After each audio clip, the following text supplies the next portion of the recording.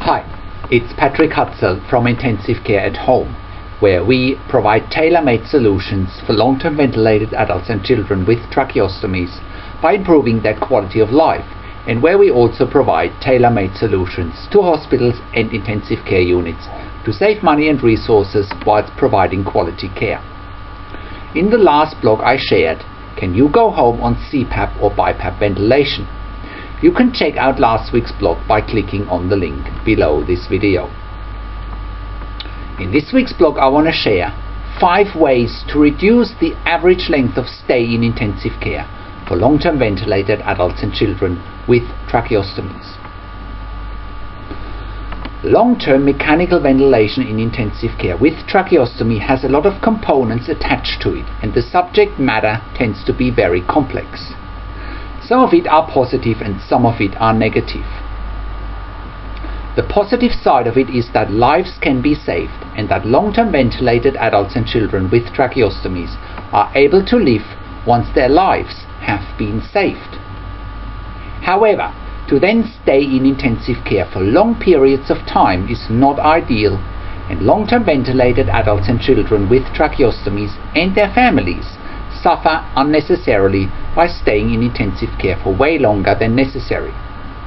In fact, average length of stay according to some ICU and pediatric ICU data in Australia can be for up to 12 to 15 months for some long-term ventilated adults and children with tracheostomies.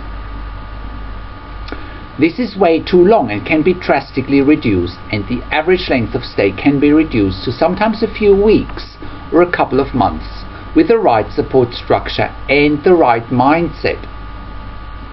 The cost for staying in ICU or pediatric ICU for up to 12 to 15 months is enormous and can be up to $2 million for 12 months.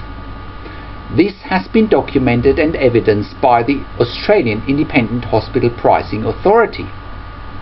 Therefore, let's look at 5 ways on how to achieve a win-win situation for all stakeholders when it comes to long-term ventilated adults and children with tracheostomies by reducing their average length of stay. Number 1. Specialized and accredited services like Intensive Care at Home are an extension to intensive care services and help to minimize costs by up to 50% and improve the quality of life for long-term ventilated adults and children with tracheostomies. Number 2. Discharge planning for long-term ventilated adults and children with tracheostomies needs to be commenced on the day when patients have a tracheostomy inserted to ensure that they are having the option to go home directly from intensive care. Number 3.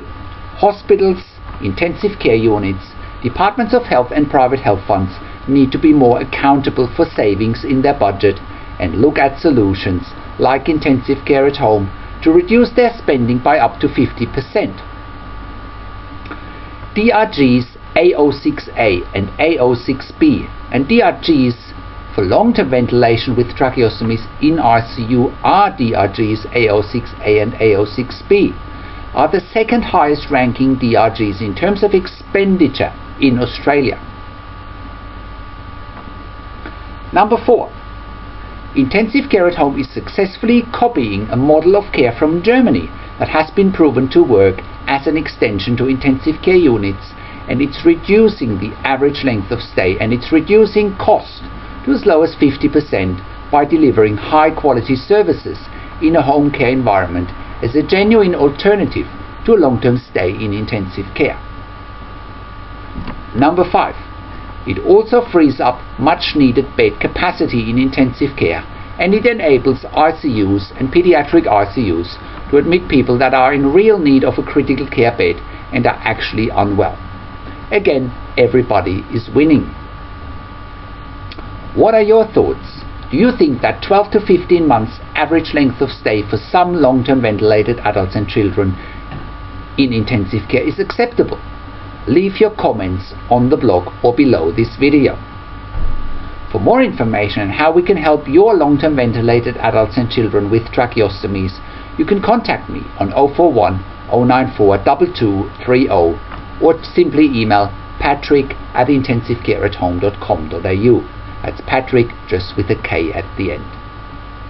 We are also currently hiring enthusiastic and experienced intensive care nurses with critical care certificate for clients in Melbourne.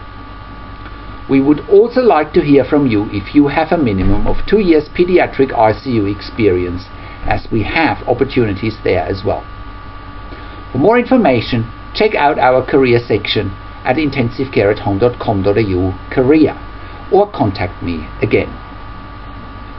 If you want to know more about how we can help you, your intensive care unit and your patients and families, or if you are a family member who has a loved one in intensive care, long-term ventilated, please get in touch with me. We are also a TAC and Department of Veteran Affairs approved community service provider. Thank you for tuning into this week's blog.